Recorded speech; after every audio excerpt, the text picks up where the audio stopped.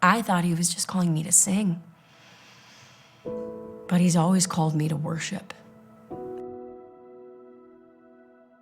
Growing up, I knew that there was always a song playing within me.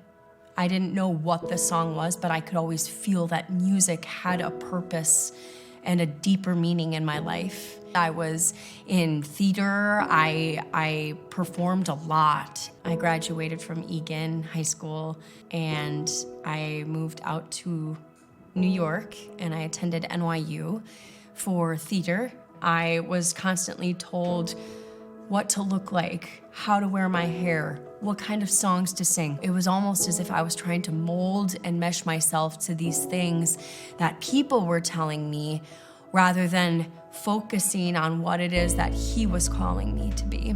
Eventually, I ended up falling during the process of it. I developed a very strong eating disorder. I began using. My drinking spiraled, negative self-talk and my doubting and just the voices in my head started growing louder and louder and began drowning him out. And before I knew it, I was flying out to Los Angeles. I decided to pursue a career in music. I was still trying to be inspiring and motivational for people. I was finding myself being a hypocrite in what I was saying in my music. So the thing that I was running away from in New York, I was still finding myself in LA. I couldn't outrun it. I found myself out drinking every night, using drugs every night, waking up in places that I didn't even know how I got there. I'd woken up in hospitals, ripping IVs out of my arms. I let the world take advantage of me, and I took advantage of the Lord. I came back here to Minnesota. I kept going with my patterns for a few months after that, but not too long after, I had hit rock bottom a few times. I woke up from the night before, not even realizing that I'd blacked out. I called my mom, and I said, I need help. I said, I need help. And she's like, then we'll get you help. After 5 years of sinking down into the grave, he was slowly starting to pull me back up.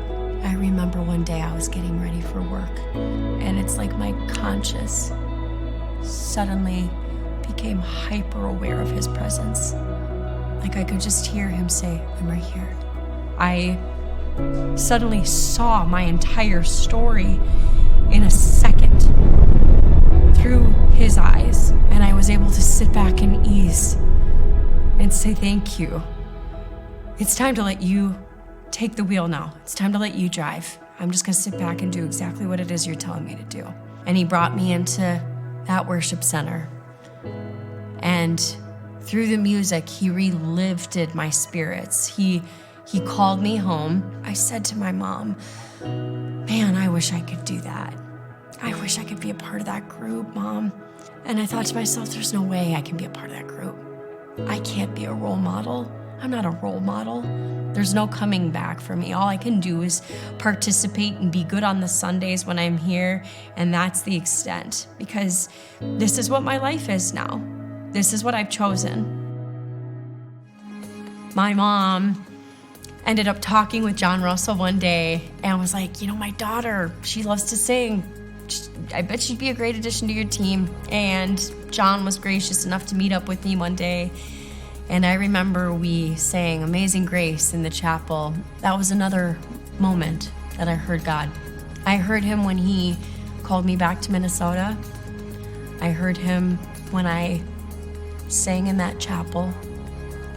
And ever since then, the blessings have just been coming.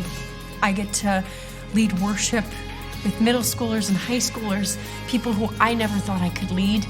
I get to worship every Sunday morning at one of the 4 different locations. And through those 4 different locations, I built a community that I had been aching and so hungry for. What do you offer to the one who's made everything? I thought he was just calling me to sing, but he's always called me to worship. Even through the pain, even through the trials, even through the suffering, which I know there will be more, I'm going to keep giving it up to him. I'm his. I was his before, and I'm his now. But now I know it. Maybe if everyone felt like they belonged, like they were accepted, because they are. You're his. You belong to him. We all belong to him. There's no place like love. There's no place other than to be with him. It's the best place to be. It's with him, our living hope.